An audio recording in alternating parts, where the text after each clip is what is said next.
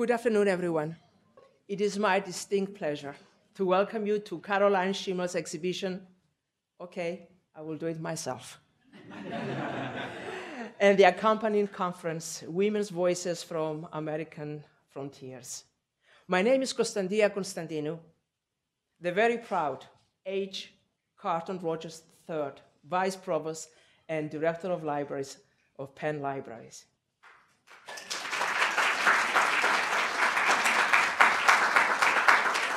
Thank you.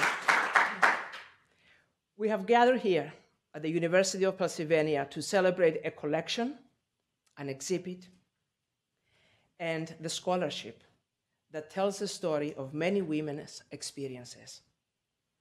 Special collections, like the Caroline Schimmel Collection of Women in American Wilderness, encompass the full scope of research topics and formats. Such collections have the potential to serve every discipline and to be used by all, the general public, as students, as scholars, both within and beyond the academy. In an environment where mass digitization of books and periodicals, electronic journals and databases are becoming a part of the shared landscape of scholarly communication, it is the special collections that increasingly define the uniqueness of our research libraries. And Penn's special collections are the careful gathering of private collections, from those of Henry Charles Lee and Horace Howard Furness to that of Caroline Schimmel's. Under the careful direction and inspired leadership of William Knoll, director of the Keynote Center for Special Collections, our special collections are some of the finest in the world, and they attract researchers, bringing pride and recognition to our university locally and globally. A critical element of any special collection library is discoverability and the expertise and the talent of those that catalog and process the collections. This allows scholars to know what is in our collections and to provide descriptive metadata enabling their discovery. And we're fortunate to have such a talented and skillful leader to head the processing center of Penn Special Collections. Regan Kladstrup is a rare book cataloger, an innovative collection processor, and the director of the Keynote Center's Special Collections Processing Center. Regan has been instrumental both in caring for Caroline's fiction collection and helping to bring this glorious exhibition to Penn. And it is my pleasure to welcome my colleague, Regan, to the podium, who will celebrate Caroline and introduce our keynote speaker. Welcome, Regan. Thank you so much. Nice to be here. Welcome to Penn.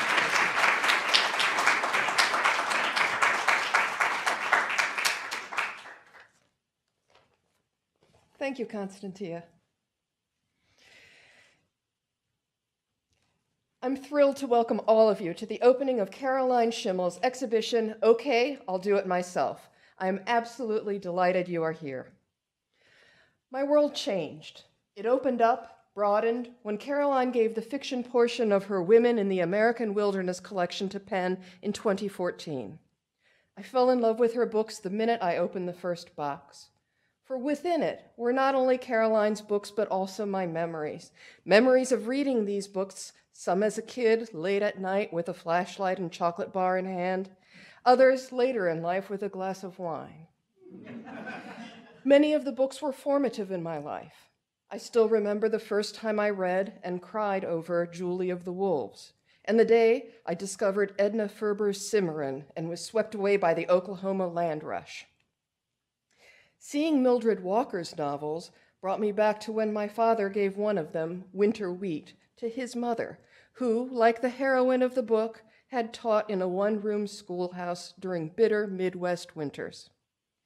It was like reading her autobiography, she later said.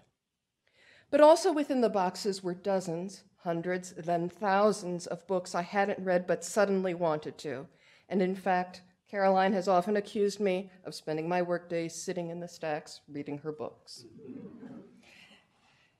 As the books, memories, and new discoveries emerged from the boxes, I tried to imagine the woman, the mind, the character of the person who had created this collection. I knew I liked her. How could I not, with all of the friends now neatly shelved we had in common? A few emails back and forth gave me an inkling of what she might be like. I was happy to discover we both hated Laura Ingalls Wilder, whom Caroline memorably described as puke-inducing. But nothing could ever have prepared me for my first meeting with her and the full force of her personality.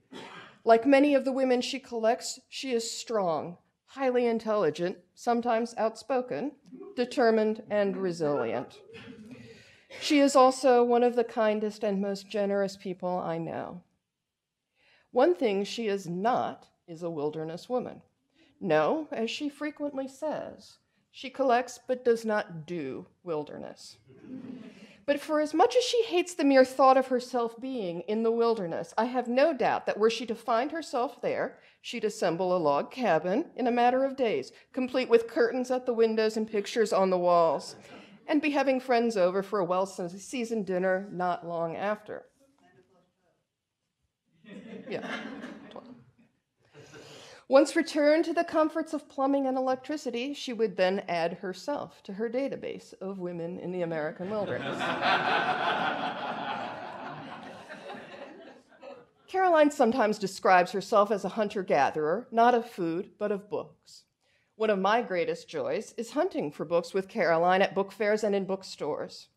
While in Dallas for the opening of this exhibition at Southern Methodist University, we set off into the wilderness that is the Dallas highway system and pillaged at least 10 branches of the half-price books chain.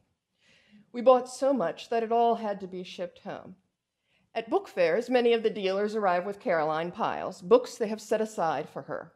But she doesn't just hunt for herself. Her bags usually contain items she has found for friends, often fellow Grolier Club members, to supplement their collections.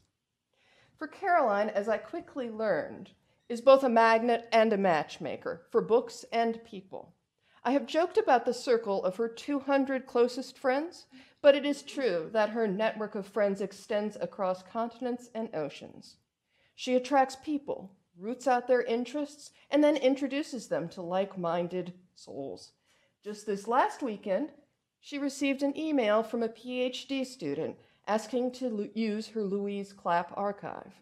Not only did Caroline agree, but she also invited the scholar here to the conference and put her in touch with her good friend, Suzanne Bordelon, who will be speaking tomorrow about Louise Clapp. Caroline's collection, like Caroline herself, is unique. She doesn't work from an existing bibliography or a collector's checklist. Her collection isn't an assemblage of trophies. Instead, she is creating and adding to her own bibliography every single day, hunting down the obscure, often totally unknown women authors who chronicled their experiences in the wilderness in fact and fiction. She peels away male pseudonyms to unearth the woman writer beneath, discovering women whose books wouldn't have sold had the public and publishers been aware that they were written by a female. Her happiest discovery recently is that Clinton Dangerfield, a frequent contributor to Western pulp magazines, is in fact Ella Howard Bryan, and so opens a new path for Caroline to discover.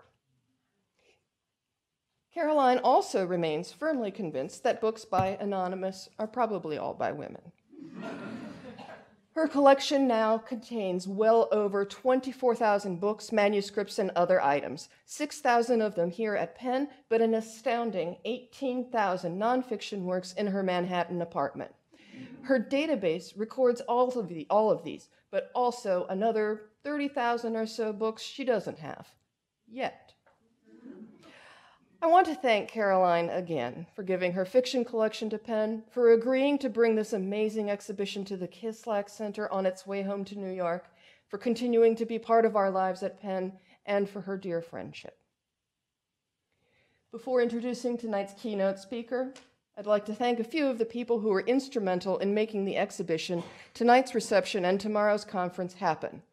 First and foremost, I want to thank Lynn Farrington and John Pollock, curators in the Kislak Center who did such a terrific job organizing the conference and bringing together so many wonderful speakers.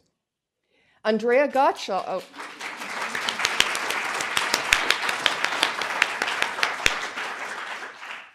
Andrea Gottschalk, a woman of the American wilderness at heart, and sometimes in fact, along with Emily White and Linda Brody, did a superb job displaying Caroline's exhibition across 4 venues in the building.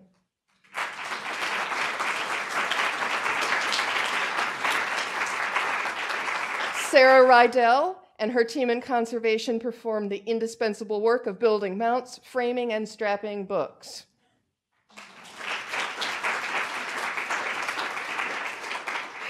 Without Betsy Bates, we wouldn't be able to sponsor the accompanying production of Zora Returns to Harlem, to be performed on October 4th by Antonia Badon at the Annenberg Center. Alida Arthurs, as always, rose to the challenge of organizing all of the wonderful food and drink we will soon be enjoying. And finally, I have to thank Will Knoll. Not just because he's my boss, but because he also happens to be one of the best bosses ever and a dear friend who has provided constant support, encouragement, and help as we brought this show together.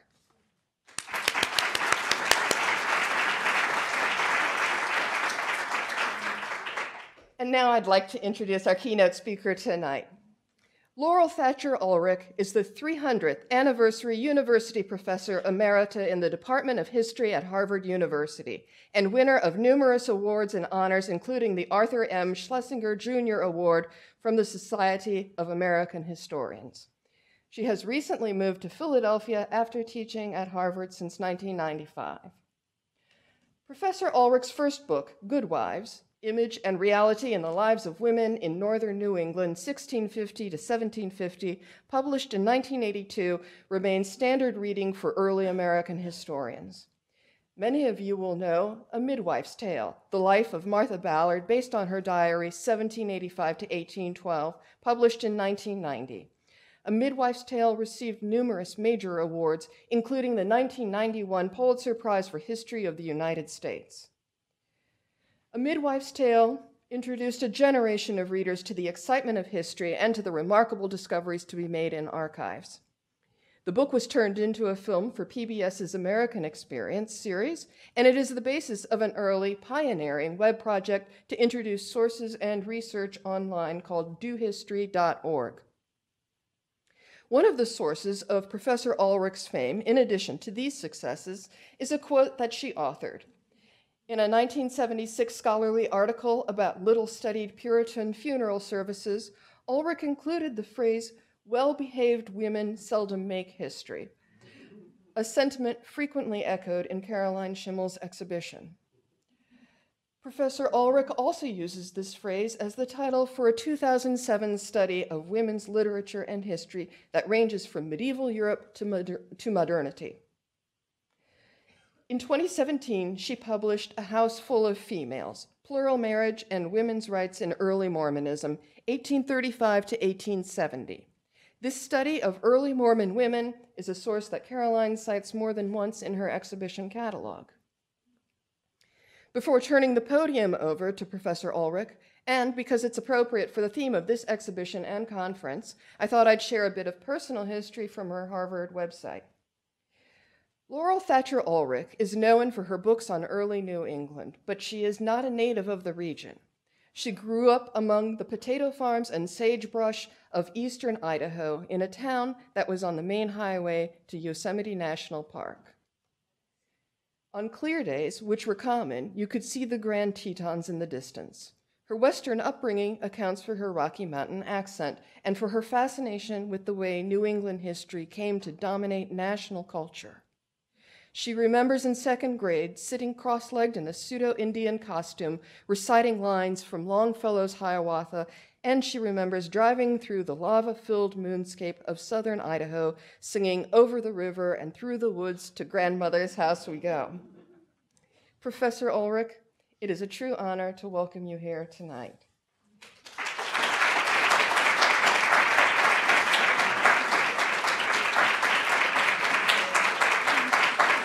so much for being here.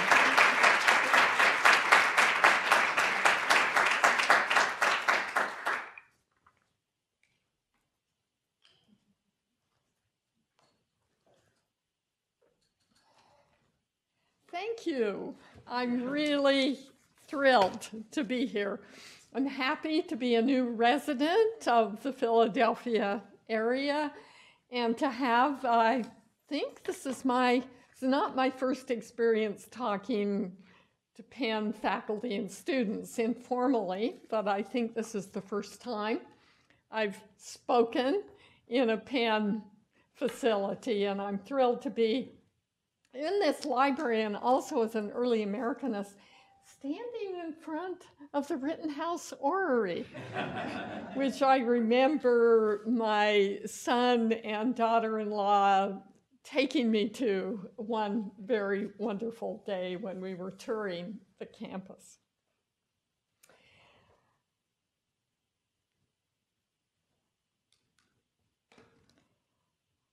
For many years, I have had a framed copy of Roz Chast's Women of the Wilderness on my desk. Somebody gave it to me, I think, when I was working on the film of A Midwife's Tale. And I was so delighted to find it as the frontispiece in the catalog for this exhibition. Like Chast's imagined historian Mindy Melnikov, I have spent my career writing about intrepid women of the wilderness, including all those brave gals who somehow survived rabid bears, inclement weather, and more. Think, for example, of Martha Ballard crossing a raging river on floating cakes of ice to reach her mother in labor. Or to take a more recent example that I didn't write about, but I got many emails about, that grandma from Georgia who strangled a rabid bobcat with her bare hands. Did you see that story on Saturday Night Live? The real stories, I think, are hidden in that cryptic phrase in the cartoon, and more. Like Mindy Melnikov, I know that the women of the wilderness spent at least 30% of their days doing things that weren't very fun. And they weren't just good wives, they were deputy husbands doing men's work when called upon. And did anybody notice? Were they heaped with praise? No. As you know, well-behaved women seldom make history. But those of you in this room have not forgotten the forgotten and little-known presidents, town builders, scientists, entrepreneurs, and diary keepers and letter writers of the past. We have come to celebrate the work of Caroline Schimmel and all the intrepid collectors, curators, librarians, and donors who have sustained new scholarship in literature, cultural studies, and history. And they've done that, as we can see in this exhibition and in the catalog, by saving stuff, by saving mouse-nibbled books, faded clippings and letters, old maps, photographs, postcards, tintypes, newspaper clippings, and an occasional pair of boots or a scratchy dress. And at a time when so much of our work as scholars is done online and with digital copies of things, I think it's so wonderful to be reminded of the physicality and the fragility of the sources that we rely on. I spent several weeks actually with the catalog for this exhibition, just salivating over various items in it. But then it was wonderful to walk into the exhibit today and see what a different experience it is to look at an actual physical thing. So congratulations to one and all of those, to Caroline especially, but to all of those who have brought this to the library, where future students and scholars and exhibitors can make use of it, but also for creating this exhibit so we can celebrate collecting and we can celebrate the importance of libraries and documents. As I've gone through the catalog, I've been really quite dazzled by the material there, and I've also been impressed with Caroline's work in corralling this really unwieldy material with an overall theme about wilderness and a set of very important subtopics.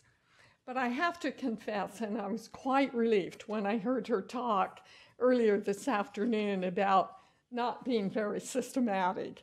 Actually, I really like the creative chaos of this collection. I like the fact that it's not all trophies. I like the fact that, as she pointed out to us this afternoon, some things are only worth a few dollars, right now, at least. And I know, as a historian, how many things that are truly worthless in their own age become priceless when nobody thinks to save them. I'm thinking, for example, of being in a little museum in New Hampshire and somebody bringing out to me something found in an old trunk that someone had just donated, and seeing this piece of linen that had been written on it, menstrual rag. It's quite amazing.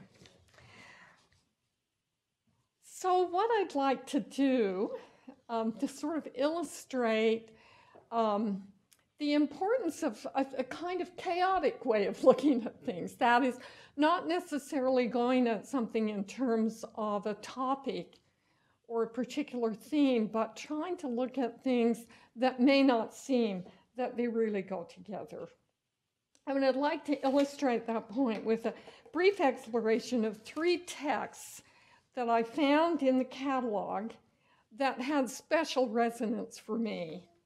And at first glance, they really did seem a little bit miscellaneous, although united around the common theme of wilderness.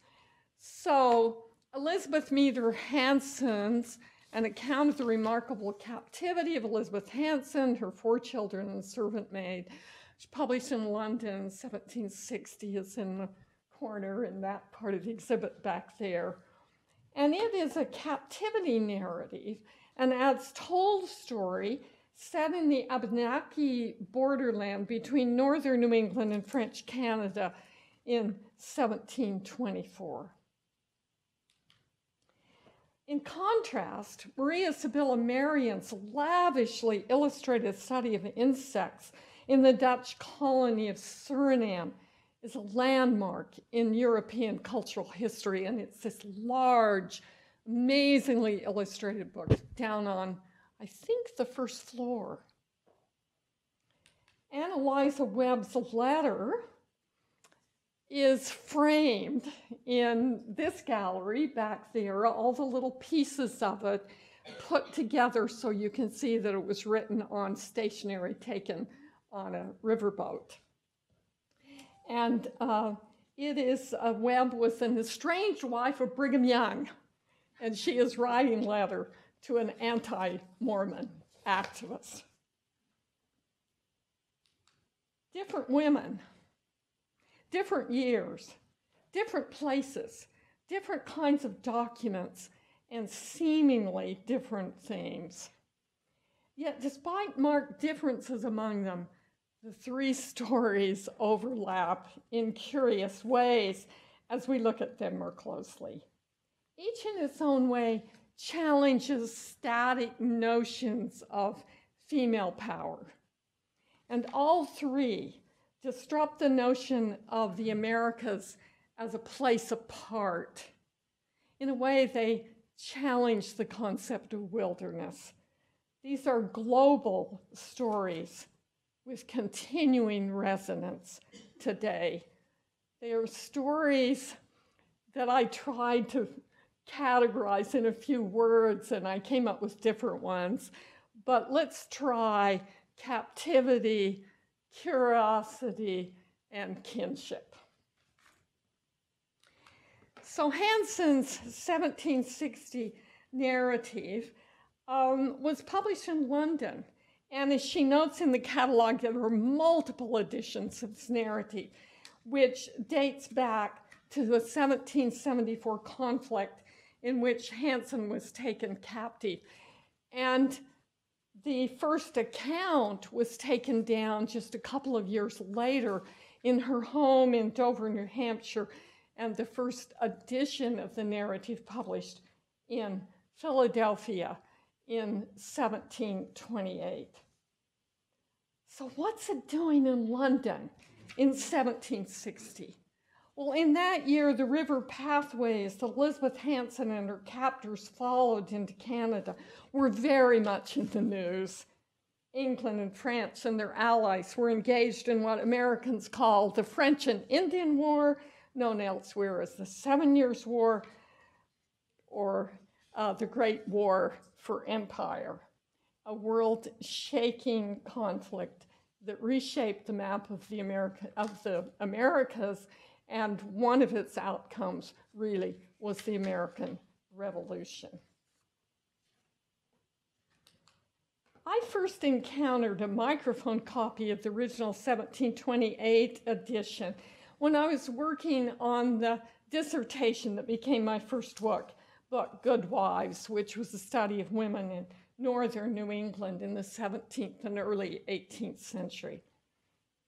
It and most of the later editions carried the title, God's Mercy Surmounting Man's Cruelty. There's plenty of cruelty in this story, and it crossed both sides of a racial and cultural divide between Abenaki, Mohawk, English Protestant, French Catholic, and in the case of Elizabeth Hanson, Quaker inhabitants of the region. It was an era in which captivities and ransoms plagued northern New England for years. And in that first study where I was looking at Elizabeth Hanson, I looked at it in the context of about 400 stories of captivity from that period that had been gathered. And those stories were very much alive. A memorial to the so-called Oyster River Massacre sat on the highway leading into Durham, New Hampshire, which is the site of the university where I was doing my studies. And in the Durham post office, down the street, a set of murals painted in the 1950s traced the entire history of the town. And one segment was labeled Cruel Adversity. Interestingly, that image is still there. It has been challenged many times, most recently after the Charlottesville affair over Civil War statues, but nobody has been able to do anything about it. And the best they've been able to do is to create a more explanatory label. But it traces the history of the town from cruel adversity through enduring faith, which is an image of the Congregational Church in the center of the town, and so on to the coming of the railroad, which represents enterprise. In times of war, nothing is quite so powerful as visions of enemy cruelty to women and children. And Schimmel's collection has many very striking and disturbing examples of those stories. Unfortunately, we also see them on our televisions every day, and they come from both sides of most violent conflicts and controversies. Hanson shared most of the assumptions of the English colonists among whom she lived. But she also stood apart a little bit because she was a Quaker and still a group that was still somewhat suspect in New England. One legend suggests that she and her family did not come into the fort in that particular war for some reason, and I haven't documented that. I'm not sure it's true. But it's significant to know that her story was not first published in Boston, as geography would have dictated, and where most of the New England stories were published, but in Philadelphia, because it was taken down by a fellow Quaker who had come from England to visit some of the outlying Quaker communities in Dover. And it was significant that the Quakers had now a small meeting house in Dover. When they first came into New Hampshire in the late 17th century, they were whipped out of town on a cart still. So Hanson's narrative testifies to human cruelty, but in intriguing ways it also demonstrates another important quality of frontier narratives. It's an ethnographic as well as a spiritual account. And one of her most intriguing stories explains how an Abenaki woman showed her how to make pap for her baby out of ground tree nuts when her own breast milk dried up.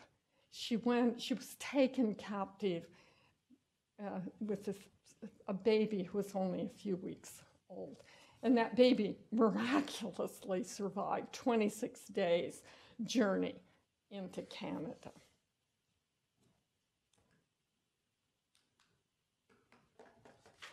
Mary Sybilla Marion's document at first glance just seems strikingly different. It's really a document about European curiosity and the birth of modern natural science. Although she mentions some of the non-Western people she encountered in her sojourn in Suriname, her focus was really on the physical, natural world around her. I first encountered Marion in Natalie Zeman Davis's Women on the Margins, a work that juxtaposes the lives of 3 17th century European women, 2 of them who ended up in the Americas. The other one, Briea Sybilla, who became one of the founders of Quebec and the Mother Superior of the Ursuline convent there. Davis's 3 women are women for whom religion is highly significant. One is a Catholic, one is a dissenting Protestant, and the third is Jewish. I like Davis's concept of margins because it enlarges the notion of wilderness or frontier, a term that defines women's lives primarily in terms of geographic setting. The women Davis wrote about, like Elizabeth Hanson, inhabited multiple margins: geographic, social, gender, occupational, religious. Born in Hamburg in 1647, Marion was descended from Protestant dissenters who had fled Catholic Belgium. Her father was a successful painter and engraver. Her stepfather, an oil painter and art dealer. At 18, she married her stepfather's apprentice, Johann Graf, and then moved back and forth between Frankfurt and Nuremberg while raising 2 daughters, and along the way, using her household position as both the daughter and sister of accomplished artisans and artists and wife of another. She built her own reputation as a painter and as a study, a student of nature. Davis described her as a woman in her late 30s, as a woman perched for scientific enterprise on a creative margin. For her, a buzzing ecosystem between domestic workshop and learned academy. The guild rules would not allow her to enter some of the higher levels. She was not a scholar who was admitted to universities and to the societies in which male naturalists met and exchanged materials, but she became a renowned woman in this marginal position and was written about in one account of artists as a kind of Minerva. And then something happened. Something very interesting, as she had reached this point of really being able to have this family position and also continue her work as a naturalist and artist. She left her husband, and she took her mother and her 2 daughters, and she went to the Netherlands and joined an ascetic religious community called the Labadus, who lived communally on the grounds of a castle. A remarkable transition. She was there for about 6 years and then left, and it's complicated, hard to know how and why she left. Her mother died, which may have freed her to do that. There was an epidemic in the community. There were some troubles there, but she left. And she went back with her daughters and established her own workshop in Amsterdam, which was quite remarkable that she was able to do that. And then she began to raise money to take a journey to Suriname. One of her sons-in-law was in the Dutch East India trade. Materials were coming in to Amsterdam from all over the world, and she wanted to see these things and study them while alive, not just the specimens brought back on her own. Davis believes, to quote her, Marion would never have produced her landmark work, The Metamorphosis, the one on exhibit downstairs, if she had stayed in that aesthetic religious community among the elect. But she would probably never have crossed to Suriname if she had not once dared to be a Labadist. She was a daring woman. And for one thing, her husband came to the door of the community in the Netherlands and tried to be let in, and they said, no, an believing wife does not need to remain with her unbelieving husband. So what did she do? Well, amazing things. She ended up overseeing the engraving and printing and raising the money for her landmark work, published in 1705 on the insects of Suriname. And she had an ecological perspective, so her insects were always situated with the plants on which they thrived, and some of them very exotic, familiar to us, but not to her compatriots in Amsterdam. And something else about her work was fascinating. She believed in the goodness of God and that there was revelation in the tiny creatures of nature. But she began also to see the darkness and something of the terror in the overweening insect population and flora and fauna of Suriname. And she remained true to that, and she captured some very, very fearsome images. The frontispiece for a second edition of her book on Suriname insects shows Mother Nature with her cherubs all around us in a very benign way, collecting specimens to understand nature. But if you go through the frontispiece into the scene sketched in the back. What you see is Marion with what looks like her butterfly net on the ground. And to her right, the gentleman scientist. And what do you see to her left? See the indigenous women, either African or Arawak slaves, who are actually assisting her in her work. She does own slaves. In Suriname, she takes one of the Arawak women back with her to Amsterdam. And she didn't write in personal terms. It's very difficult to know what her attitude was.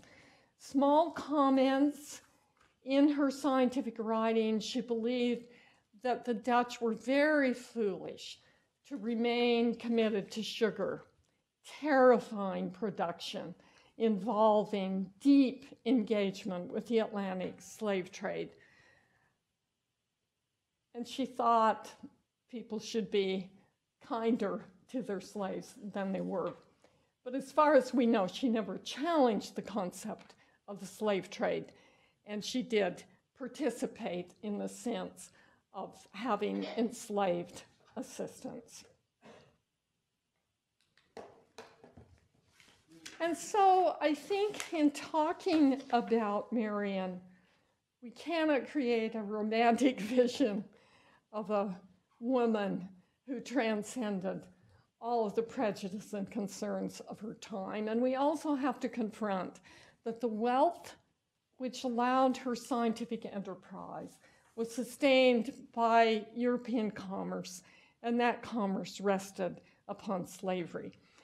It's fascinating to find in Caroline's catalog and in the exhibition 2 documents, or there are a number of documents relating to Suriname, but 2 of them, this very interesting illustration from John Gabriel Stedman's terrifying narrative of a 50 years expedition to Suriname with horrifying images of the slave trade. And then this fascinating romanticized version taken from Stedman's narrative and edited by the American abolitionist Lydia Maria Child. So an interesting example of memory then, reconstructing an experience from a very different direction than the materials Maria Sybilla Marion left behind. Okay, the final document. Like Elizabeth Hanson and Briea Sybilla Marion, Ann Eliza Webb was a member of a radical dissenting faith. She was a Mormon. She was born into the faith in 1844. Her parents were early converts in Nauvoo, Illinois. And she migrated with her parents to Utah, where she became quite skilled as an actress in her teens in the Salt Lake Theater, an enterprise sponsored by the Latter-day Saints and beloved by its prophet, Brigham Young. They believed in dancing, having a good time, and they certainly believed in theater.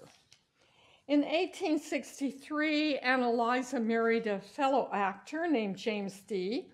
She had 2 children, and then she divorced him.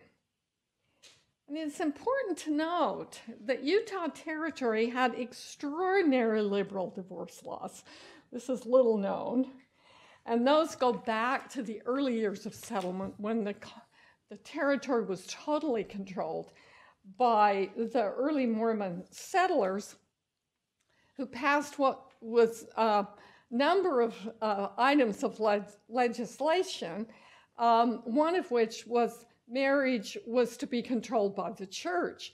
That meant plural marriage or polygamy was legal, but it also meant there was essentially no fault divorce, especially for women, and especially for women in plural marriages. It's an interesting kind of paradox, the disruption of conventional marital norms on both sides, both in terms of marriage and both in terms of divorce. So it was nothing very unusual about Eliza Webb divorcing an abusive husband. This was a monogamous marriage. What was interesting is she then proceeded to marry Brigham Young. She said she was forced to do so because he threatened to ruin her father and brother. So she was the self-sacrificing daughter saving her family. Here she is in an early portrait. And others said it was an opportunistic move for her to join this first household in the community. Brigham was like 69 and she was 24. It was a very odd marriage, although one of the comments she makes in her letter in Caroline's collection is the marriage was never consummated. Whether that's true or whether it was her attempt to present herself as unsullied in some way, it's hard to know. But I suspect it might have been true because there were many kinds of so-called wives in the Brigham Young household, and nobody knows quite how many.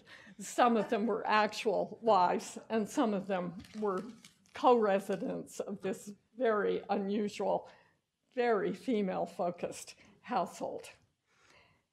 Well, what's interesting is what she did then. She was entrepreneurial. She decided to leave Brigham Young. She said she had the crisis of loss of faith. But she was supported by anti-Mormon authorities and lawyers in Utah. So she decided to divorce him, not in the usual way of just mutually parting, which was the way it happened there, but going through the legal system that was being imposed now by federal officials and gaining the support of judges who were hostile to the Latter-day Saints. In other words, she created a case, celeb, which could be used in a national campaign to create federal law and congressional action against polygamy. Now, as she went on the stage all over the country, she got an agent, and she used her talents as a speaker and as a lovely young woman and telling her story, and really had an impact probably on the passage rather quickly. She was not the only anti-polygamy activist, but she became a very appealing and very powerful figure in the crusade to pass more stringent legislation against plural marriage. And her story then ended up in a book published in Connecticut in 1876, in which she called herself Wife Number 19, and the story of a life in bondage, an complete expose of Mormonism, its sorrows, sacrifices, and sufferance of women in polygamy. In short, she wrote a captivity narrative. And she replayed that story in her letter in the exhibit, which was directed to a woman named Jenny Froseth, who was a new resident of Utah who'd come with her brother and then married a surveyor, and was an adamant, and not a Mormon, adamant anti-polygamist. She was going to save Mormon women. And Froseth started a newspaper called the Anti-Polygamy Tribune. I think I've got that. Anti-Polygamy Standard, which lasted about 3 years, and then later wrote her own book. So I think Carolyn is right in that the letter from Eliza Webb to Froseth has written asking her to tell her own story. And it didn't arrive soon enough to get into Froseth's book. But it survived. And it's a wonderful read, this letter, because she mentions the Poland Act, a new act that was used against Mormon polygamists. She has some gossip about Brigham Young's other wives. She thinks Zina Huntington is a hypocrite, the most renowned woman in the Mormon female hierarchy. She is a hypocrite. And she talks as though, you know, poor woman out. She's on a riverboat on the Ohio River. The stationery comes from the riverboat. You can see it in the frame. It's a very compelling document. But she's, of course, at the height of her power in telling this story, and has just published her book, Wife Number 19, and there'll be a later volume. For complicated political reasons, a resurgence of interest in Eliza Webb in the early 20th century. She's been written about in novels. She's a kind of favorite fictional character. But this is a very personal letter and a very interesting letter in a complex time. But it's a very easy to misunderstand Eliza Webb if you don't know the actual context. And here again, Caroline's collection helps us. Ann Eliza's letter was dated in 1851. And that very same year, Hannah Last Cornaby published an autobiography and poems, also in the exhibit in 1881, in the very same year. And Cornaby's book is full of allusions to this controversy, although you wouldn't know it unless you knew the details. So she has a poem talking about the horror of someone who had the audacity to throw Brigham Young in jail. Well, Brigham Young was in jail for one day because he refused to pay alimony to Webb. So it was a stunt, but Cornaby wrote a poem about it. And Carnegie wrote a poem illustrated in the catalog called Ode to Independence Day, all about the 4th of July.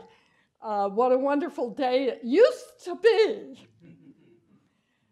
And until Congress had taken away the religious freedom of the Latter-day Saints and were persecuting their prophet. And on the margin of that page, as you can see there, is the signature of that hypocrite, Zina Young, whom Eliza Webb had talked about in her letters. So you get a little domestic drama and inside story in these documents. I skipped over the Woman's Exponent, which isn't yet in Caroline's collection, but I bet will be one day soon, which was a newspaper published by Latter-day Saint women from 1872 to 1912. And it was a women's rights newspaper because Utah women secured the right to vote in 1870 and then connected to the national women's suffrage movement. And by 1882, were corresponding with Stanton and Anthony and many others and became very strong advocates of the women's suffrage movement. In 1887, thanks to the work of women like Eliza Webb and many lawyers and railroad barons and people who wanted control of mines and evangelical congressmen from New England, Congress took away the rights of Utah women to vote and the rights of Mormons to vote. They were disenfranchised.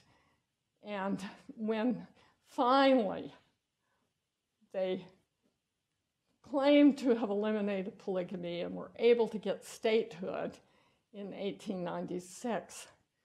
They were able to win back the right to vote through a very clever and strenuous and well-organized campaign. And Utah became the third state in the nation to come into the Union as a full suffrage state. So even after losing the vote, after 17 years of voting, they won it back. And it's sort of ironic.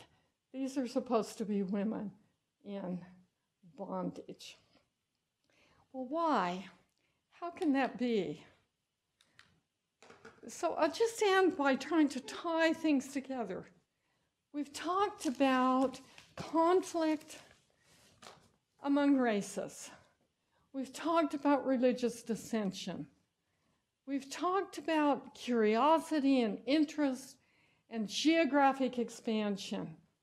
And we've talked about women, two on our list, who experience divorce and disruption in their families. And some of these themes come back together in a cartoon that appeared in the San Francisco humor magazine, The Wasp, in 1884. And it shows Columbia, the image of the United States, in a terrible situation because Uncle Sam is not paying attention to the struggles that she is having. And what are her struggles? Her struggles are 3 troublesome children.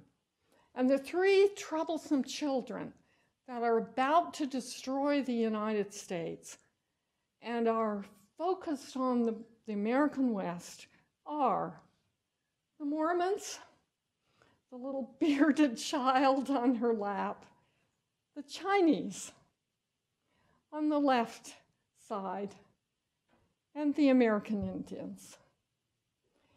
And the very same Congress that disenfranchised Mormon women and jailed Mormon polygamists in 1887 through the Edmunds-Tucker Act was the same Congress with many of the same sponsors who passed the Chinese Exclusion Act.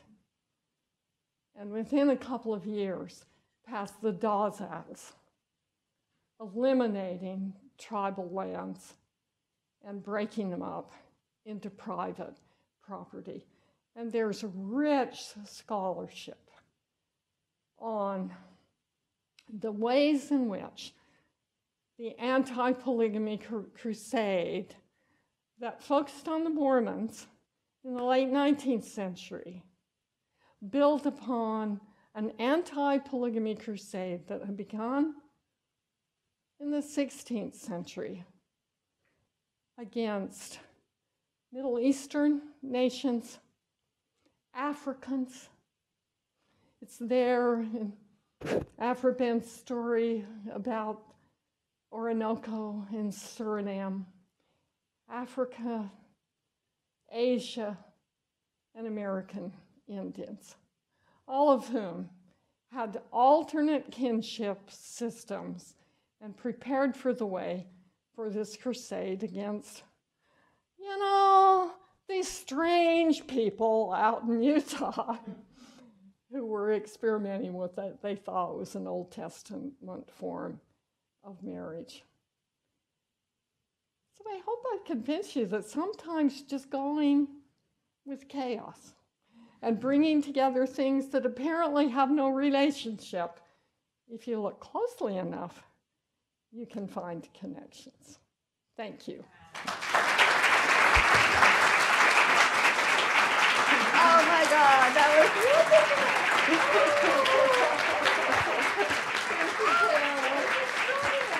Thank you. Can I say one thing, if it's still on? One thing before I get back. Danny DeVito put this in the New York Times the other day. How many pen donors does it take to change a light bulb? 1. You hold on to the bulb and the world revolves around you. And with that, I'll. Would you be willing to take a few questions, if there are any questions? Yeah. Okay. We just wanted to give people in the audience the opportunity to ask a Probably question took up or all two the before time. we. People will want to eat. Yeah. But We'll take one or two. one or two questions. Anybody here?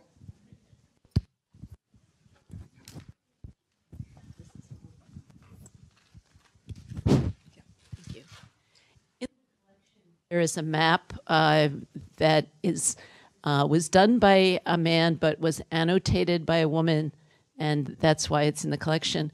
I wondered, with all of the research you've done over the years, if you have come across any diaries or other sources where the women drew the maps. Have I come across any diaries or other sources where women drew the maps? What a great question. Surely there must be some. The only thing I can think of immediately, which is a little bit bizarre, is one of the diaries that I found in the LDS Church archives when I was working on the House Full of Females, was a diary kept on the back of old school maps. It was the only paper she had. It was very, very interesting. And I don't know whether the map was out of date or whether she was no longer teaching school or what, but she kept this diary on the back of this map. But I don't think there must be some, but I don't know. Someone else in the room might be able to help with that. Minna Hubbard probably at least helped with the maps. Yes. Minna Hubbard. Who? Minna Hubbard. Minna Hubbard. Uh-huh. Yeah. Okay. Okay. Yeah, I'm wondering, I think when I went to the National Museum for Women in the Arts, we were first told that Maria was taken by her father to Suriname. No, I'm having trouble hearing. I'm gonna walk more closely. Okay. I was just saying, I was curious about Briea Sybilla. She, when I just first discovered her decades ago at the National Museum for Women in the Arts, I thought they told the story that her father had first taken her there to Suriname. And I noticed in the exhibit that's not what it says. It said she went on her own with her daughter. The question was, someone had suggested that Briea Sybilla, Marion's father, had first taken her to Suriname, and she asked if that was so. Actually, her father died when she was 3 years old, and she went on her own with her daughter. But maybe what they were talking about, her father was an engraver who had, and I think a collector and a printer, and was very, very interested in specimens from around the world. So perhaps he introduced her into the geography of European expansion and collecting. But no, I don't think there's any evidence that she was taken by her father. Why Suriname? It was a Dutch colony and a sugar colony, and one of her sons-in-law had been somewhat involved in trade in Suriname. I mean, she was in Amsterdam. She was in the center where they were bringing stuffed alligators in from all over the world, and you know, it was a very vibrant place. But women didn't get on those ships unless they happened to be the wives of a high official. But for a lone woman to do it was pretty rare.